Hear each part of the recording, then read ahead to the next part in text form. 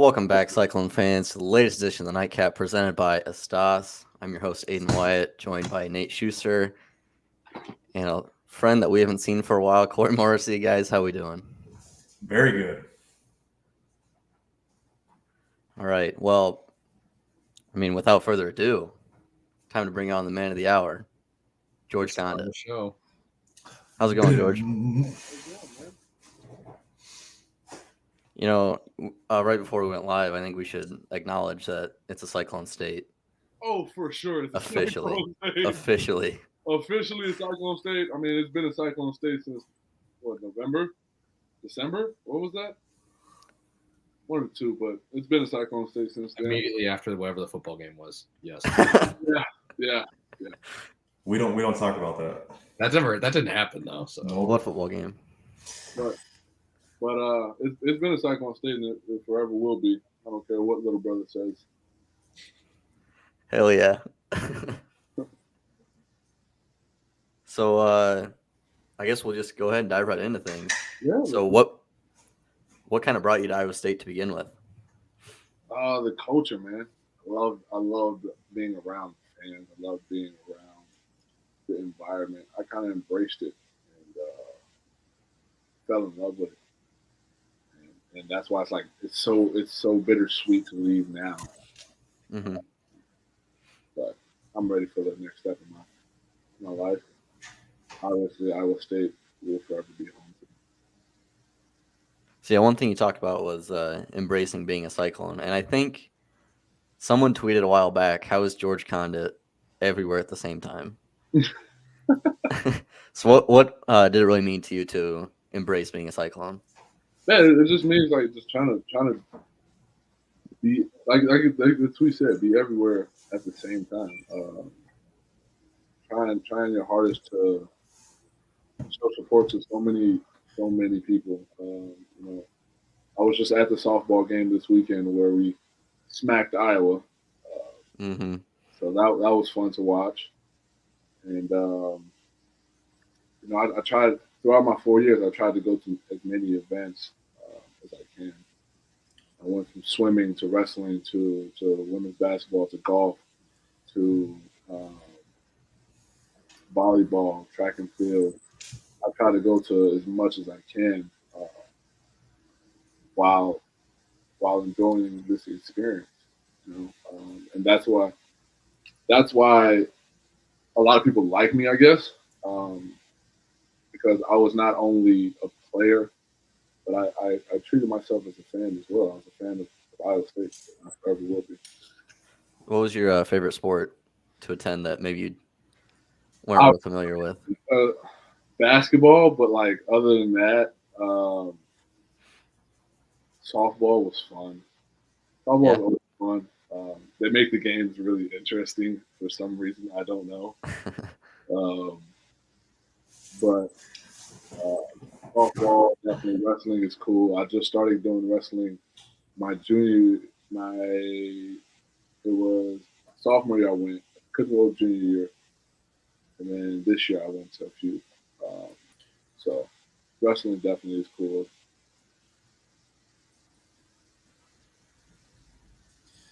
So, unless Nate and Corey have anything to chip in here. I got something. All right, you go. So you do have the extra year of COVID eligibility. Why aren't you using it? Like what said I think going pro is the right choice for me at this time. At this time, I feel like I've done everything I could.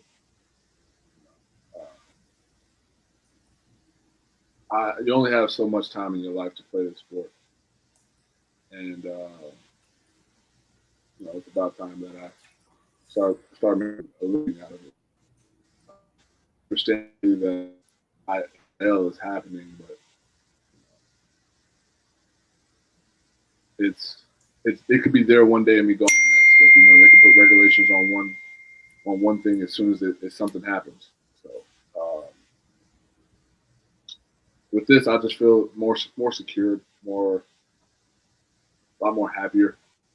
I love Iowa State, obviously, but I feel like college basketball is becoming too much of a business now with the NIL. Mm-hmm. It's becoming too much of a business, and it's like taking away a little bit of the fun. Because if you think about it, like think of Nigel Pack. Like Nigel Pack is about to go play at Miami for 2 years. In those 2 years, everyone in the locker room is looking at you like you're just here to make money. Like you're not here to do anything. So like that's a business at that point. So I just feel like college basketball is leading into too much of a business, and that's honestly why I think the head person at NCAA is really stepping down because he doesn't want to deal with it. He's wiping his hands clean with it. Well, he's an idiot anyway, so. Yeah. One more thing. So you mentioned you think it's a business. Do you think it's more of just like, because I've always thought that college basketball has been a business, but it's kind of more under the table. Yeah, it's just more exposed now than anything. Like numbers out it's in the light now. Because obviously, there's scandals and teams that pay people under the table, but Baylor. But with this, it's just like it's there for everyone to see now. Now you got people hiring agents to handle NIL deals and stuff like that. So it's just like it's more open for everyone to see. See, like when I initially thought of NIL, I'm thinking, like I can put my jersey in the store and have someone go buy my jersey and I'm making money off that. Like that's cool, but like signing for $800,000 and like Jesus Christ, my man doesn't have to work a day in his life if he doesn't want to again. Like if he manages his money correctly, he doesn't have to work ever again. So, but life, it's the world we live in now. Do you remember our first conversation that we had? I can't remember what football game it was when I asked you if you want to do a shirt with us for NIL stuff. And you're kind of like, and I said, I can make you some money. And then you're like, oh yeah, okay, I'll do it. Oh no, it was like, I'm like, yeah, I want to make a shirt at the time because I wanted to get a shirt. Then I was thinking about it. I was like, man, like process, all that, and then I was like, man, he's like, man, I can make you some money. I'm like, I could really use some money. You can't say no to money. So we just couldn't keep you at Iowa State with that money. Oh no, man! I don't think the money would have kept me anyway. How much money would you have needed to stay? How much money did Aiden, How much money did Aiden make you? Aiden, he made me a good amount of money. Yeah, that's good. We're here. We might as well plug it. Right there, go get your shirt. Still, get your shirt. Still, go get your shirt. They're up right there, man. Just remember, tough times. They're vintage now. They're vintage now. It's gonna be a collector's item. Yeah. Hey, ship it to me. I'll sign it. There you go. There you go. Yeah, there's a deal. So you want to talk a little bit about why you put what you did on the shirt? Because it was completely up to George on how he wanted to go about this. So go ahead and tell the story on that if you want. Yeah, man. Schuster understands it a little bit. We went through some last year, man. We went through a lot. It was a lot of stress, a lot of ups and downs, a lot of fake happiness. Fake energy. Yeah, a lot of fake energy. A lot of fake energy that you just had to do because you had to get through it. There was no quitting mid-season. We couldn't go back now and change the past. But so you just had to be willing to put that facade on and just go out there and hope you can get the next one. But I do want to say, like, the one thing about that team, like, we never went out there like, oh, we're gonna lose this one. Like that, we went out there every time like we were trying, like we were really trying to win. But we never went out there like, yeah, we're gonna it's Oklahoma or it's K-State or Baylor, or we never went out there when it was like that. we always went out there with a mindset that we can get this W, but it just never happened. Yeah, I mean, the one thing with that team though is like if we quit, like it would have showed in the box score. Mm-hmm. Like I think we lost to West Virginia twice by like 3 total points. Mm-hmm. And then we played Baylor like we were winning that whole game. Like if we were just quitting like that, if we're gonna quit to any team, probably at Baylor was the most likely option to, throw in the towel. Which I guess I'm proud of our team that we didn't do that, but just got to find small victories, I guess, because there wasn't too much to be proud of. yeah, man. He's right on that one. But going from that to making the Sweet 16, man, like we were talking about earlier, how your chapter at Iowa State's done, but it was quite the chapter, that's for sure. I was a part of some football teams that didn't quite make the turnaround. Mm-hmm. We just had a couple. All my seasons were losing seasons, and I wish we would have had some success like you guys had and that turnaround. So that's really awesome. It was awesome to watch from that perspective. Yeah. It was amazing to be a part of it. It was special, man, because like we got like the game I met him at, the game I met Aiden at, and it was so funny because that day a lot of people was coming up and saying it. Right? Obviously you have drunk like students there, right? But you'll have them come up. You guys gonna win more than 2 games this year? And just look at them. You got to look at them and laugh and just play it off. But really in your head is like, shut the fuck up. Yeah. Obviously we're gonna win more than 2 games. Like we're gonna go out there and compete and go out there and change this program from what it was to a better place. But to be honest with you, if you want me to say, if you ask me in the beginning of the season that I saw us going to the Sweet 16, say we had a shot, yeah. I'd definitely say, like, if you asked me in August that we were going to the Sweet 16, this team has a shot, and I think we can really get it done. But we had to put pieces together, and it took a lot. And that's the one thing I credit to Coach TJ. He kind of forced us to bond with each other, and it was not like a too much of a force, but like it was. Hey, here's a bowling alley. Here's a bowling event y'all can go to together, and just have fun. Pizza's on me, this, that, and the third. So we went together or eat, and then that kind of pushed us to do more things with each other and go to movies, go to Des Moines, go to the mall, do all this other stuff with each other, and that kind of built a relationship. Which, like, if you think about it, we had a relationship that most teams get after 2-3 years. We had that in 6 months. So at what point do you think, or was there a point even where, I mean, obviously you guys are going to be better than a 2-win team, but was there ever a point where you felt that something could be real and you could build something? Well, we were that close to knocking off Baylor in the first game, the first outing. Like, yeah, I think your dunk to make it, what was it, like 8-8 or 8-6 or something like that, was the loudest I've ever heard Hilton, I think. That point right there, like that moment, I'll forever hold to me, because like that, I feel like that's my moment right there. Mm-hmm. But man, when we were right there after that game, it was like, man, you can't win them all, but like the next game, we're going out there to win. Like we weren't pissed that we lost. Like we were pissed, obviously. Like we won that one. We could have went out there and did a little bit better. There's small detail things we could have did better, but we weren't just like the world is crashing down. No, like we were blessed with the opportunity to go 12-0.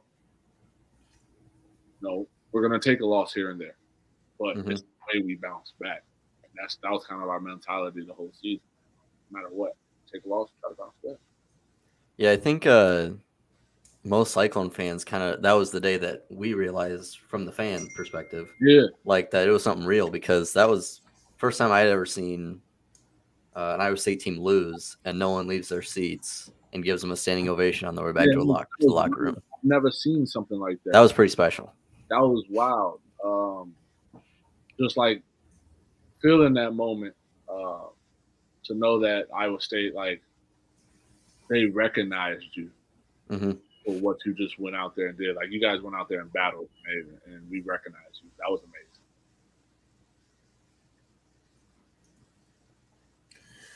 Yeah, now when you come to a football game next, those drunk college kids will be all over to you about your legacy. So that's definitely a transition, a switch up. Man, it's funny because I talk to my pops all the time about it. Like, what kind of legacy I left here, and like, I had the highest of highs in my freshman year to the lowest of lows, and back to the highest of highs. It was the biggest roller coaster ride ever.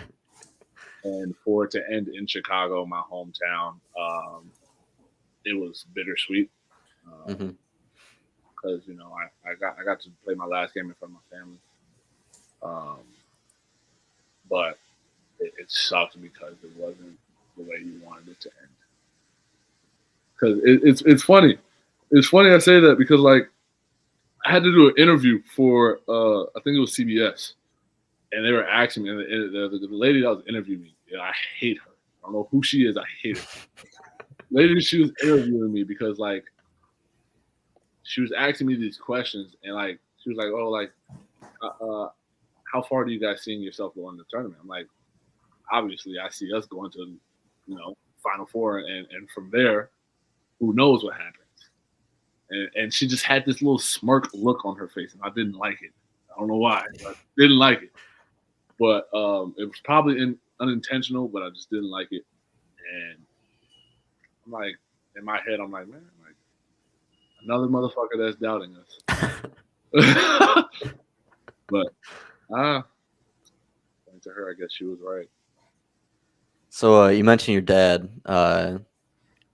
Did that have any factor in you coming to Iowa State since he was defensive lineman back in the 90s or anything? Nope, nothing.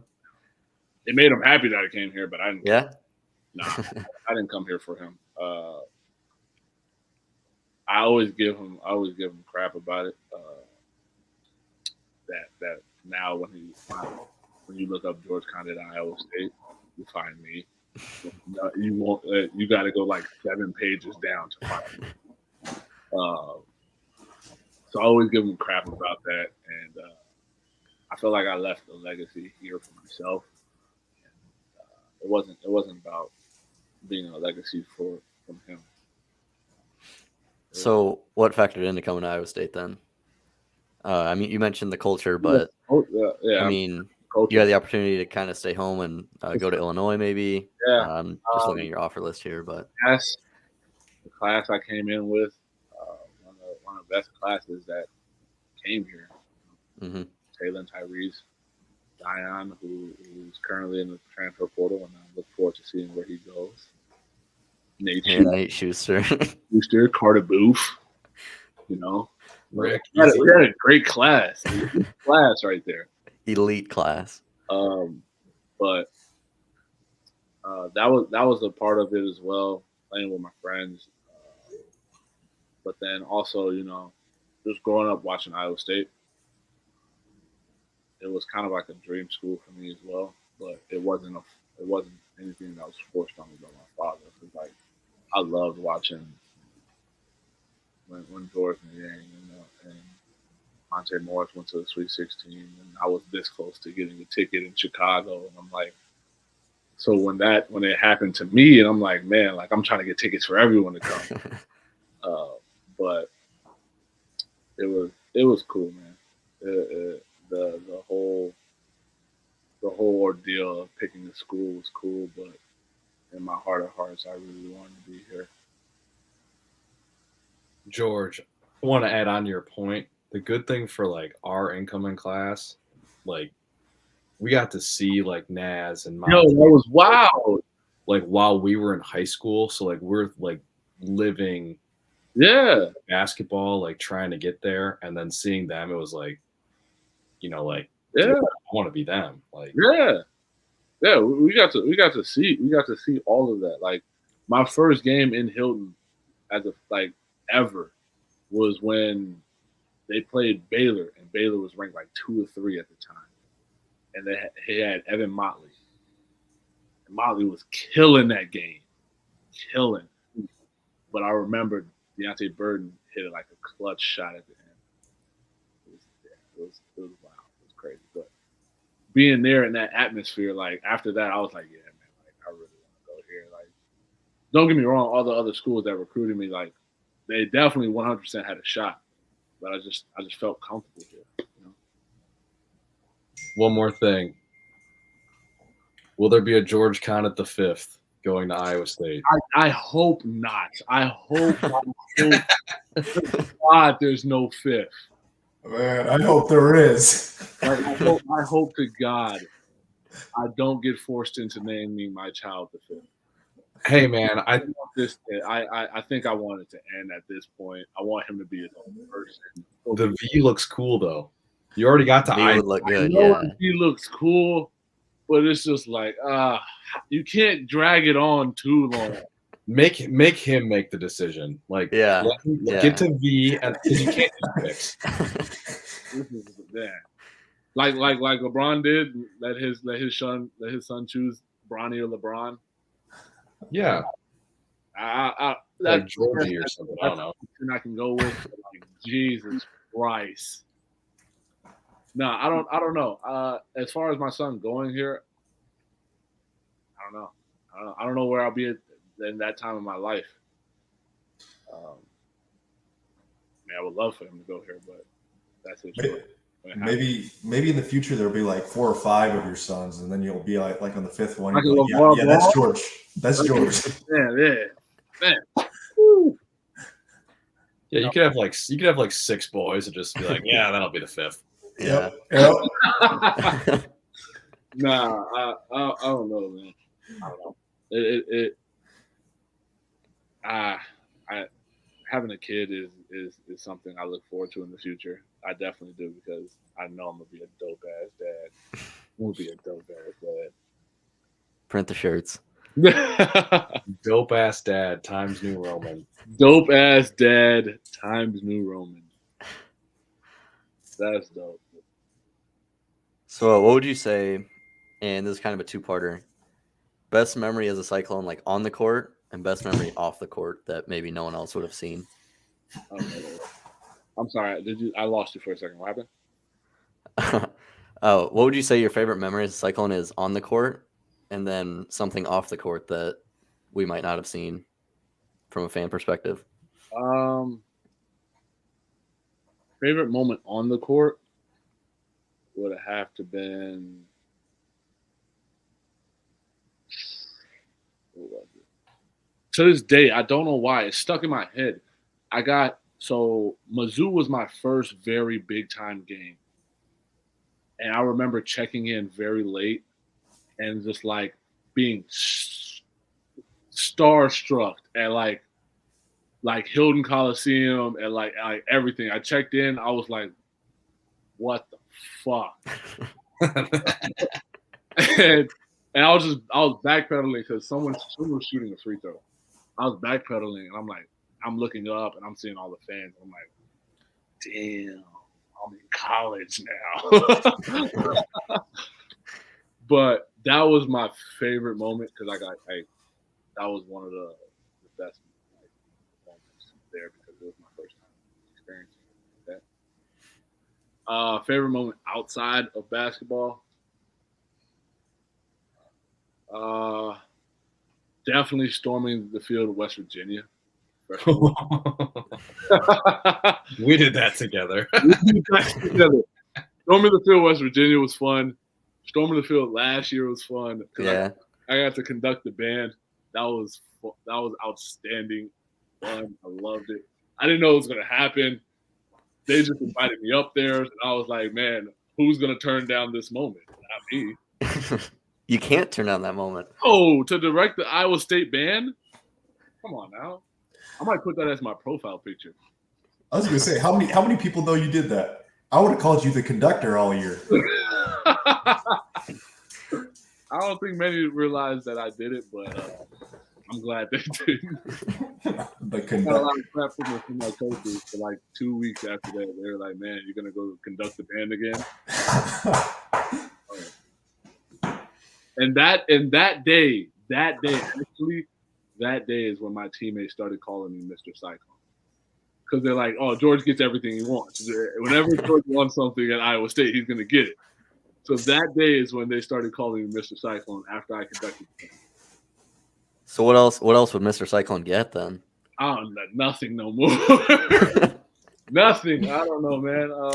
I just try to be myself and go around and show support to everyone that this is what a Cyclone should be.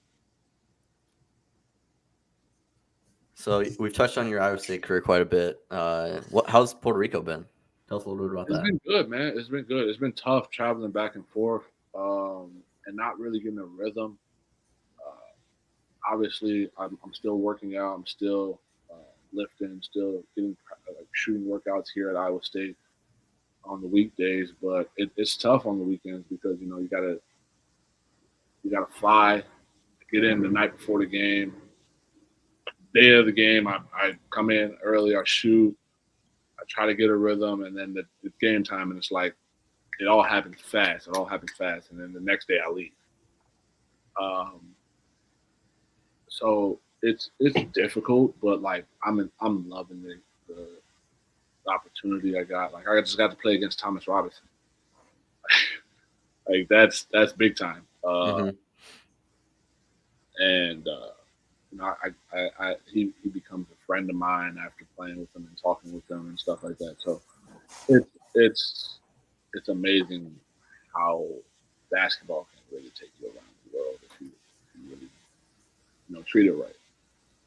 So was there like a draft or? Yeah, so there was a draft.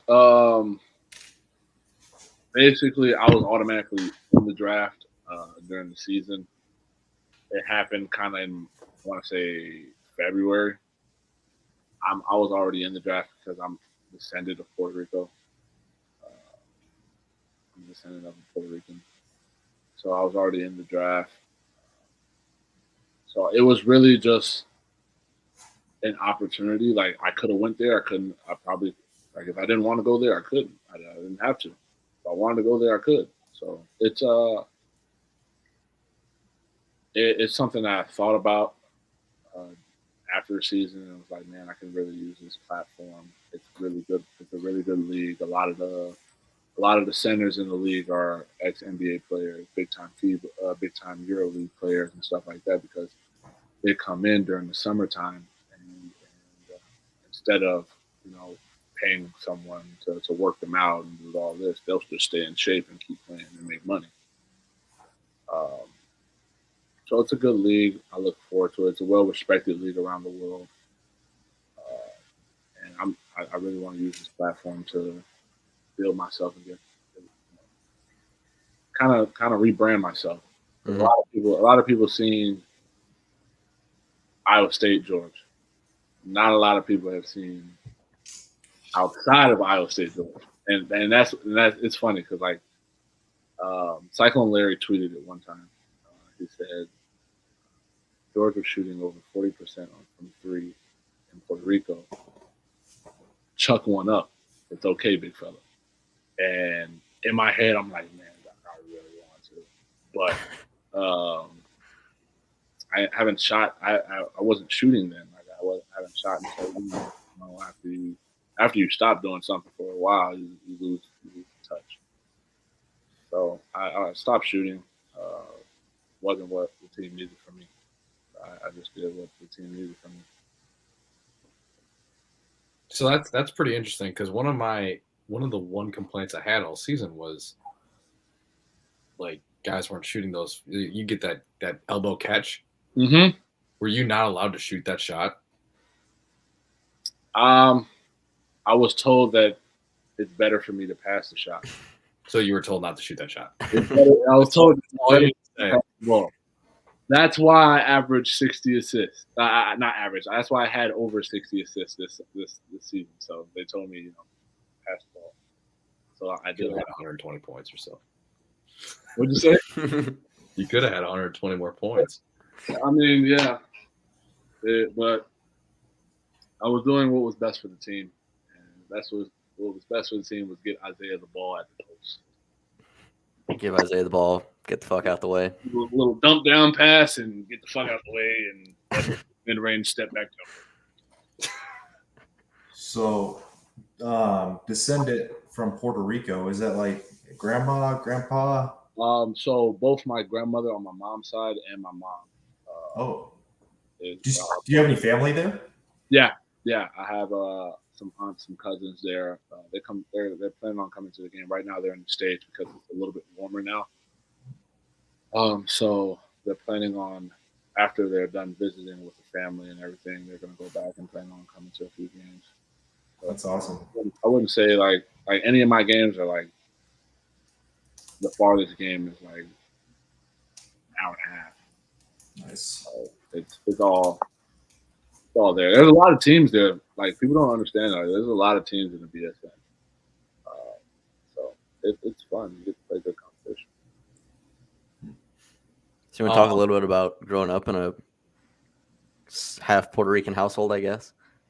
Oh, it was great. It's great and funny and it's everything, man. How's the food? To die for. Yeah. To die for, especially with my mom. My mom, oh my God, ugh. Yeah. If my mom made you some Puerto Rican rice, you'll crave it for the rest of your life. Or fried empanada or plantain. Crave it for the rest of your life. Now I'm getting hungry. But it was an experience. I used to be able to speak Spanish when I was little. My grandmother and mother, all they talked to me. And then my dad wasn't able to speak to me at all. So he got pissed off until my mom stopped. Yeah. So like he wouldn't be able to communicate with me. So he just told my mom to stop. I can understand Spanish a little bit here and there. Like when I talk to my teammates in PR, I can understand what they say. But as far as speaking, I haven't been able to speak in a long time. Do you play, like, you obviously just play on the weekends for right now? Right. They play throughout the week though, right? Yeah, so like they'll have this week they were supposed to have a game today, but it got canceled. I guess the other team had some kind of sickness or whatever, but they're supposed to play today, but it got canceled. But yeah, they play on weekdays and stuff like that. So I tune in, I watch them. But like obviously I just can't be there because I got classes and stuff. I have in-person classes I got to be at. Unfortunately, wrote a contract with one of my teachers stating that I'll be at every class after basketball season was over with, because I needed that class to graduate, one, and two, the class was in the morning in practice. So I basically didn't go to class for a whole semester, but I did the work. For half a semester, but I did the work. So now I'm in class every day, faithfully listening to my teacher until I graduate. 2 more weeks. That sounds really convincing, the listening to the teacher part. 2 more weeks, man. Hey, man, you see me? I'm all Big 12. Come on now. I had to hold it down for you. You had the honor, so I had to take it now. I appreciate you taking my cool. role as GPA booster. You see me? Come on now. 3.0 gang.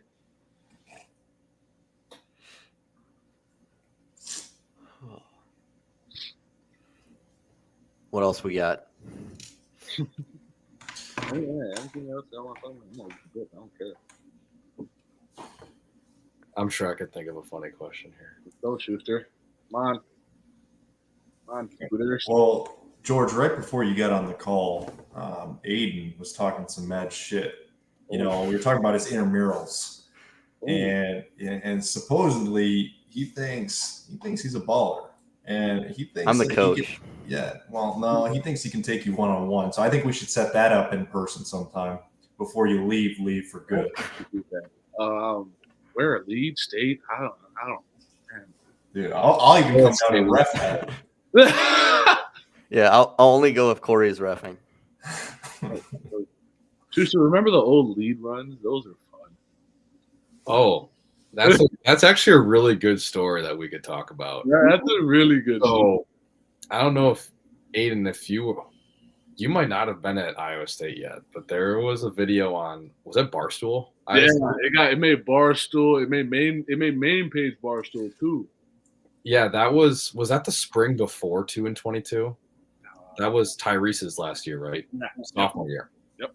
Yeah, we'd pull up to lead. It was really unfair. We'd pull up with like you, me, Carter. I think we put with like Jake and Marshall too. Yeah, we pulled up Jake. Two managers.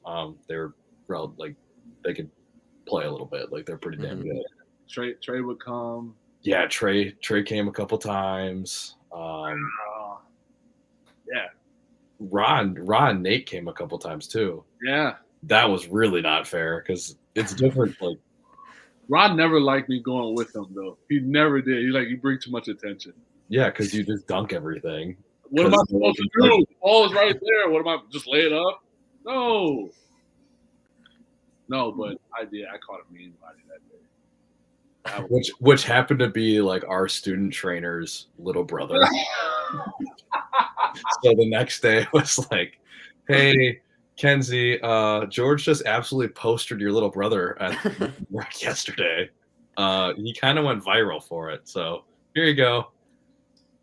Yeah, no, I felt bad because like it went viral, obviously. And I'm like, man, like, I want to. I think you threw him to the ground too, like not intentionally, but like the body contact just tossed him.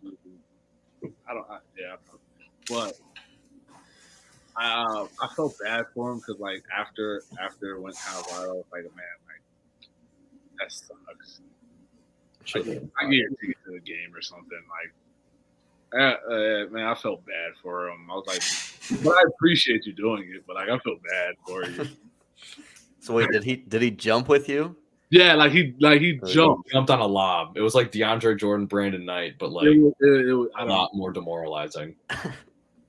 I don't think he was paying attention, but he jumped because I think he went to go tip the ball, but it was too high for him. It was 2 feet above whatever hand was up. Wasn't a good look, but you gotta take it out of it. I'm sure we could find that video. I'm sure we could. I'm positive we could. It's probably still on Barstool's Twitter. Jesus Christ. Speaking of one-on-one games, remember our one-on-one battles that Steve? Oh my God, yo, Abe, we used to go at it before practice every day. Me and Schuster would go at it one-on-one, top of the key.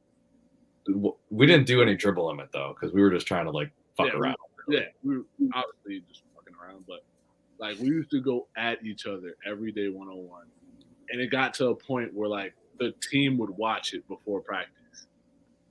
So like, they were intense, like game to 11 or like it was like game to 5 or something. It was when we were cutting them short, it was 5.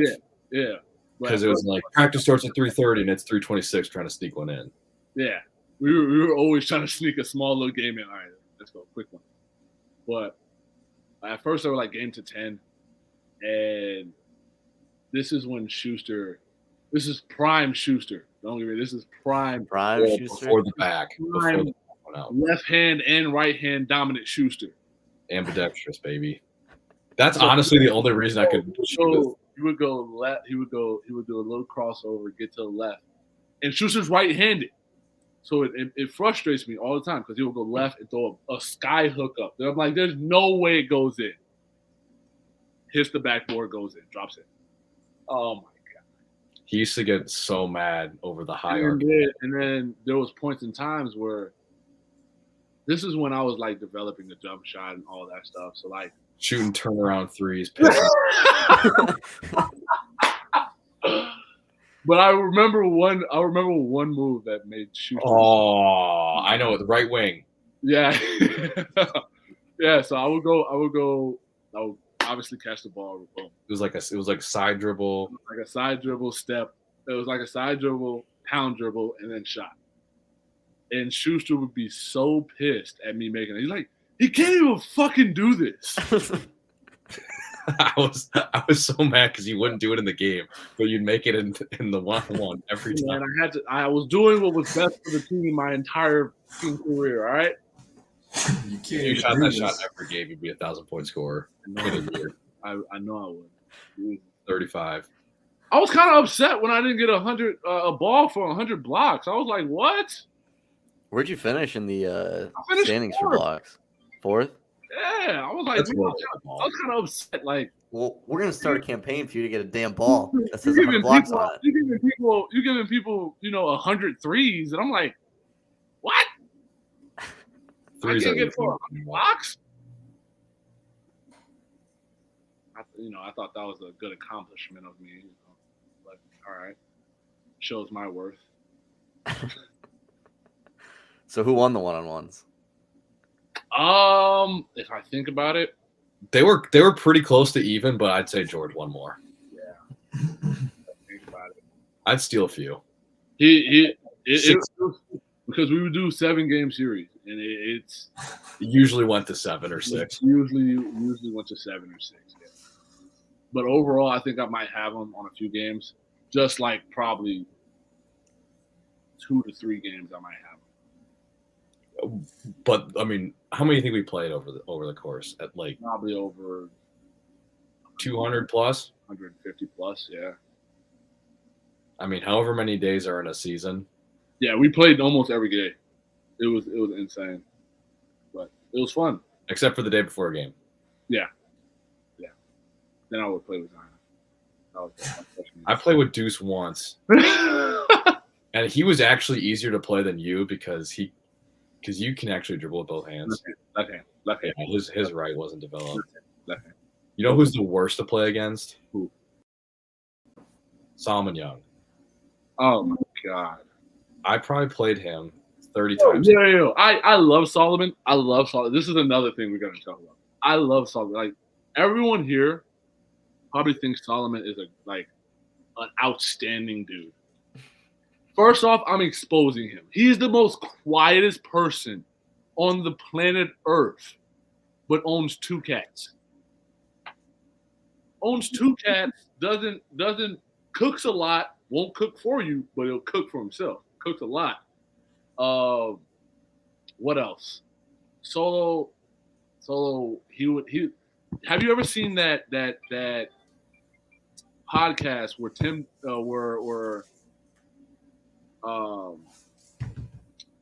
Kevin Garnett would talk about Tim Duncan, Mm-hmm. and Tim Duncan would say these sly remarks? That was Solo to me every day in practice. It was so annoying. Like Solo would get a hook shot. Boom, made it. You were that close to blocking it. Like, what the fuck? Or You should have been quicker than that. oh my god, Solo He gave me that one a lot. he played at this so slow, methodical pace, but it worked for him. And I at some point I started stealing stuff from him. And when he noticed it, he would like, all right, take it to another level. So I remember one thing I stole from him, what we call a vet move. And he would be backing down. And I would slightly just move to the left. And then as soon as he turns, I'm coming right back, and I'm stealing the ball. So he does that. He used to do that. And then I did it twice to him. After I did that twice to him, he went for his right hand hook, turned back around, shot it off the glass. And I'm like, fuck. What can I do against this now? He had it was something for everything with Solo, and it was so methodically slow, and it was annoying. But Solo's a great guy. Like, I love Solo. I can't wait to see him again. But just like he's a smart ass on the court. He doesn't say anything. It doesn't seem like it. Like he says too much to you, like on you guys' part. He's a smart ass on the court. What do you do it to other teams then? Yes, he's a smart ass on the court. Like it'll never catch him say anything on camera. But off He won't say it loud enough. Off camera, man, he's an asshole. He's an asshole. I love that guy. When it comes down to the sly shit he says. Yeah, Solomon Young's the reason I have my girlfriend right now. Whoa, what? No, not that way. Not that way. He introduced us.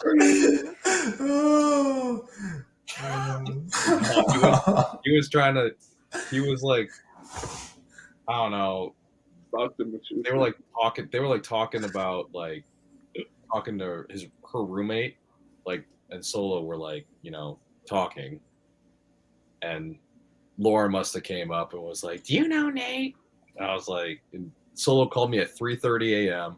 on like a Tuesday. Hey, this girl was asking about you. The guy's hammered. It's 3:30. I'm like, dude, I'm sleeping. Text me tomorrow or talk to me tomorrow because we shared lockers. They're in this like the same locker space, but yeah.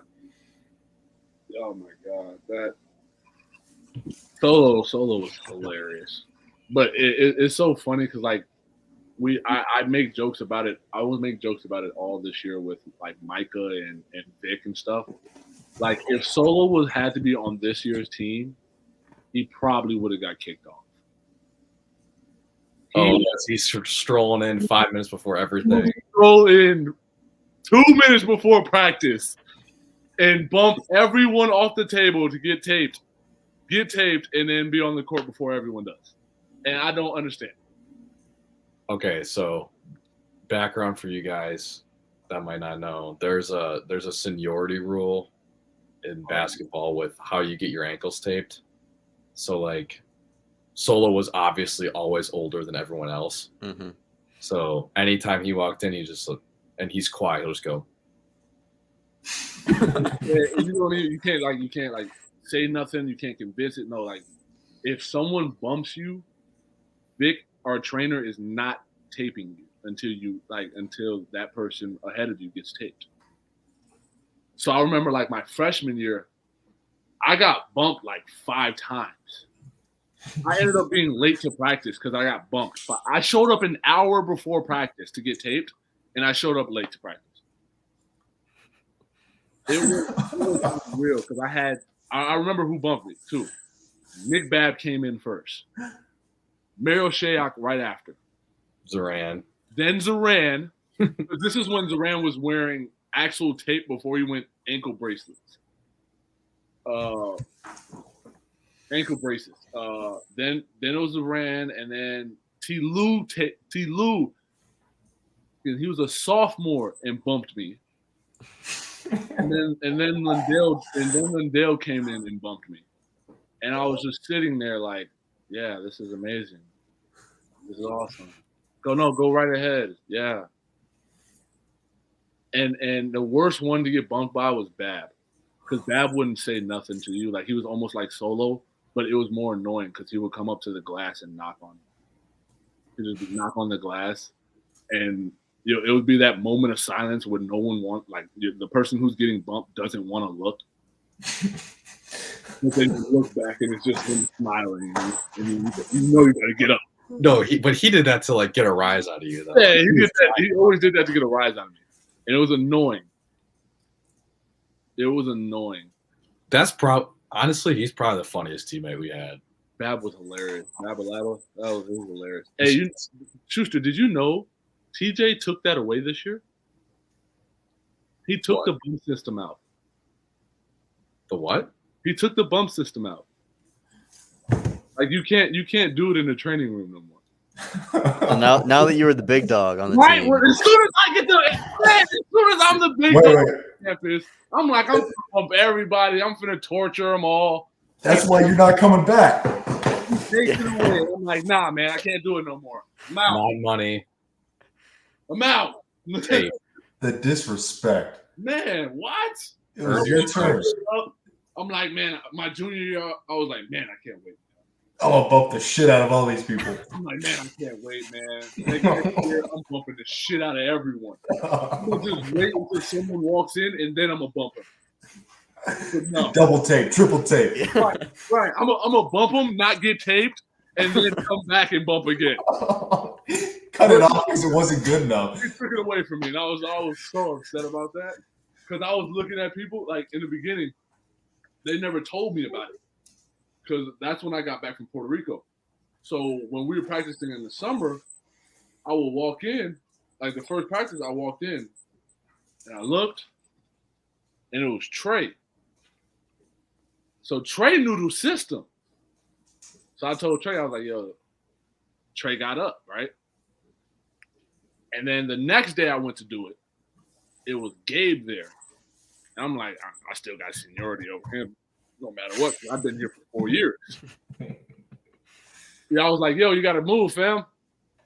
And he was like, what you mean? I was like, hey, bump system. I'm going to explain it to you later. I'll explain it to you while I'm getting taped. Oh, he was like, oh, TJ took that away. Huh? I was He might have got you. No. It like Vic said confirmed? TJ took it away. Confirmed. Yeah, Vic said TJ took it away because we were doing like he made it to the point where we were doing set times now. You have to get taped within a set time, and Vic has to tape you at this set time, and it was so crispy. Yeah.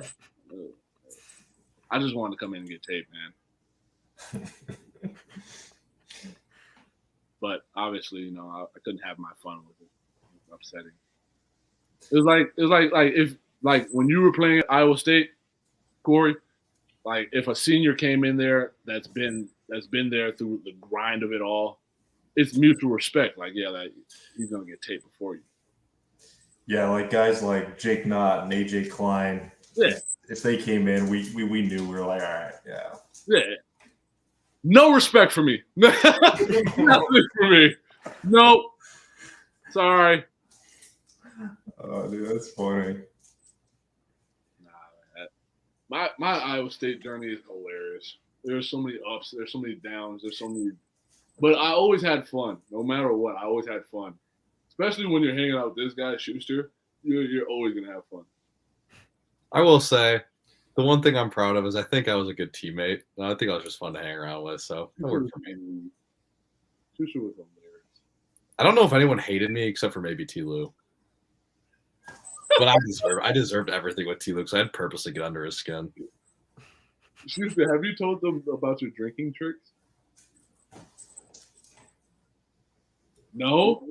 I don't think so. I don't even remember what they told. Schuster used to get wild, right? So it would be like a Friday night in the summer or something, and she was just like, "We're going out, right? All right, we can go out."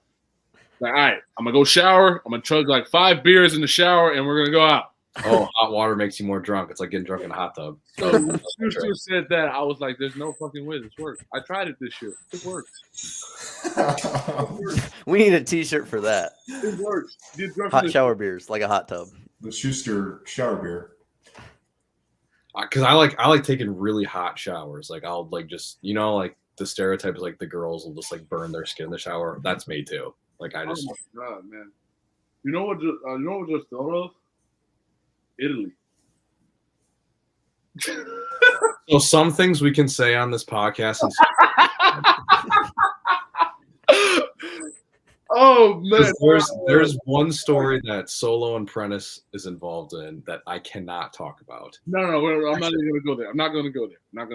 But I will go. We found this liquor in Italy. Oh, limoncello. Yeah, I actually had some last week. We found this liquor called limoncello in Italy, and the whole team was just like having some, and we were just out there. We got like 3 bottles for like. We were having a good time, and then we came back to the States, and we were on the hunt for this limoncello for like a year. Schuster found it at High V, obviously, Hey. the entire time. Schuster found it at High V. And when I tell you, I can't do limoncello ever again. It was tough going back, actually. I can't do limoncello ever again because it's a dark place. You go to a dark place. There was a couple dark places in Italy, but that's that's neither here nor there. And I'll leave it at that. Peso. I'm just gonna say chicka chicka boom boom. The people that know it, and the people that don't, and I'm okay with that. That's hilarious, man. No, my whole season has been great, dog. Like it's been from, like I said, the roller coasters, man. It's been amazing. I got to do it with some great people, some amazing teammates, some amazing members. I'm really sad my boy Blake Weatherton is leaving. He's getting up out of here. He's going to Arkansas, but I'm happy for him. But man, we got the opportunity. I got the opportunity to do it with some great people, and luckily these are all people I can still contact to this day. So you mentioned have a couple different coaches. What was the transition like between Prom and TJ? It was weird. It was like obviously TJ. Like I was one of the people that TJ wanted to keep. Mm-hmm. So like when I found out he kicked Raw off, and I was so confused because like obviously Raw was he was the best player from last year. Mm-hmm. He was second team All Big 12 on a team. Yeah, I was so confused. I was like, wait, what? You're gone? What are we gonna do? That's when you should have been thinking like, now I get to get my shots up. Right. That's why I was like, all right, cool. Like I was like, I'm finna go to Puerto Rico, shine in Puerto Rico, and I'm gonna come back and I'm gonna get my respect finally. Get your tape first. Man, put up some threes. Man, I went overseas. When I played against Serbia, knocked down 2 threes back to back, and I was feeling good, man. I'm knocking down mid-range jumpers, and then I got here, and I'm like, oh, you don't need me to do that. Oh, okay. Oh, okay. Now I can pass the ball. I can do that too. But the coaching change was weird because like everything started to change when Palm left. Like, because obviously like the whole team knew Palm was probably gonna go. Like he was gonna get let go. So like we were all kind of preparing for that, but like when TJ came in, like everything changed from like the way Souk Up is ran to like the staff to everything. Everything changed. So it was just weird, kind of adjusting to it. But I only had to do it for a year. So did you think it was going to be TJ? Like we talked to Nate Jenkins, Carter Booth, and Rozier Bolton a couple weeks ago now, and even Nate Schuster has said, our beloved Nate Schuster has said, they immediately thought of TJ. Oh, for sure. For sure. Prom was out. As soon as Prom was out, I was like, yeah, they're going for TJ because like that TJ was one of the guys that they're interviewing last head coach, for Prom. And when he didn't get the job then, and then he went to SDSU. Yeah, when he went there and won a championship there, that says something about him. And then went to UNLV and had a better season at UNLV. So that said a lot about him. And then when the opportunity came for him to come here, they obviously went with the person that they're the most comfortable with, the person that they know the most. So. All right. Well, before we start to kind of wrap things up here, I found this picture, and I need to know. Oh no! Let's see it. What would you tell little George Conditt? That's not your number. That's not your number. Oh, because I thought I was coming in hot shit. I thought I was gonna get number one, but that's not gonna be your number. Two, shit, god damn. Two, you're probably not gonna grow as much as you think you are. You're only gonna gain like probably 50 pounds, a little bit. Because then I was like $180. I was nothing. I was gonna say you look like you're 12 years old. You'll have the funnest time of your life. You'll meet the girl you love here, and you'll have fun. There's gonna be some times where you doubt that this is the place for you, but stick with your gut and enjoy the ride. There you have it. That's what I Young George would be proud. Yeah, man. I got two years in the rafters up there, so I'm up there. I'm up. Yeah. I'm at the 20 Sweet 16 for this year, and 2019 for Big 12. Hey, Schuster, we got some dope rings coming in, man. You gotta show me those when you see them, when you get them. I got you. I'll send them to you tonight. We got some dope rings, man. Oh, you gotta ask the coat too. We talk about that later though. Okay. All right. Well, unless you guys got anything else, I think we're ready to wrap her up. Oh, here's a special comment from Ann Bassett. I've got some pictures of George and Nick from the fall. The best. The best. The man. Oh man.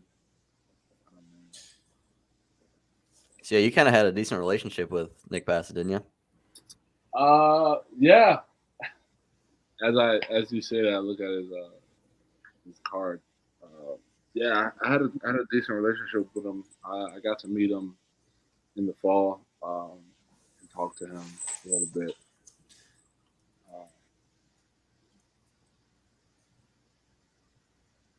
He's a great guy. He's a great guy, honestly. Nothing kept him down. Nothing.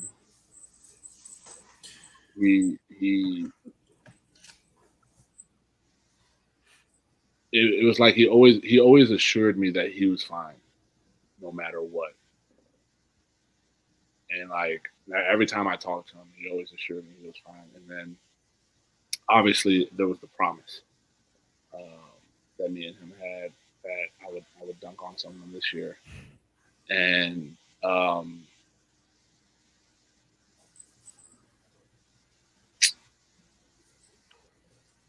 got it against Chicago State, and you got to see that one. I don't know if you got to see. I talked to his family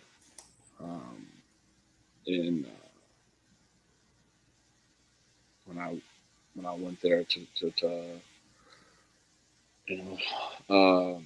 speak with them, and that was right after the Oklahoma State game, and I had that, I guess, nasty dunk against them. And they told me he heard it. He definitely heard it because the game was playing in the background, and he heard it.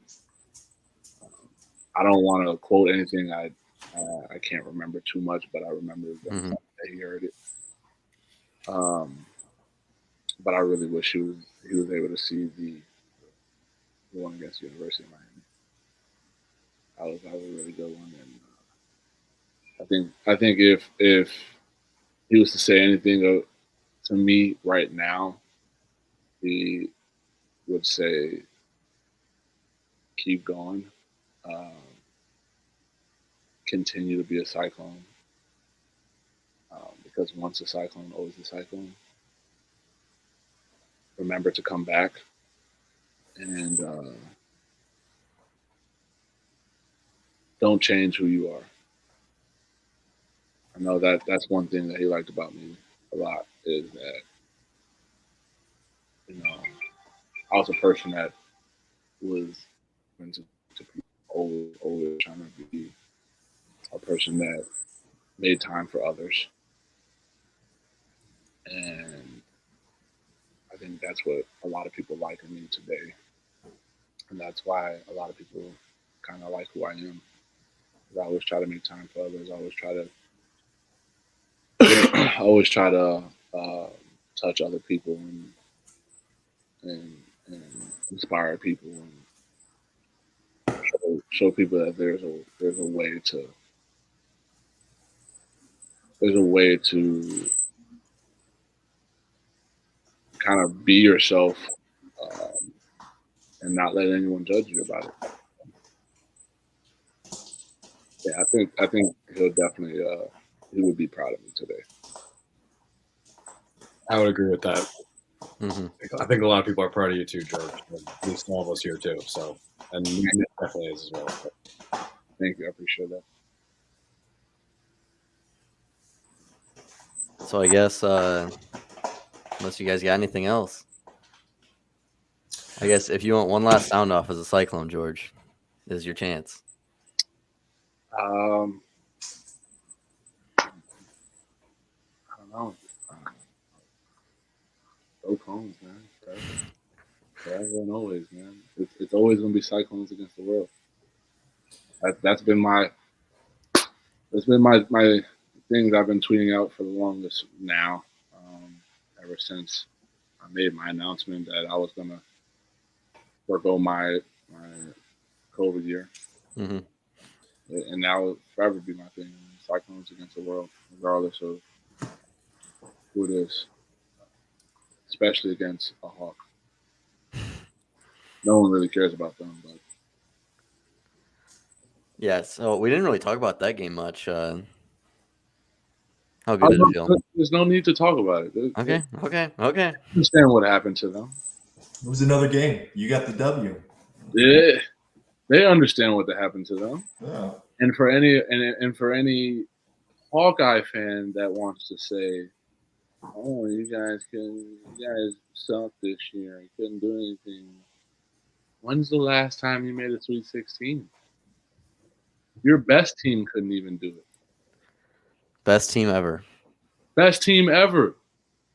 You got a man in the rafters who I respect him. Luka Garza earned my respect. But he's in the rafters and couldn't make it past the second round. Hate to see it. But even more, you love to see it. I love to see it.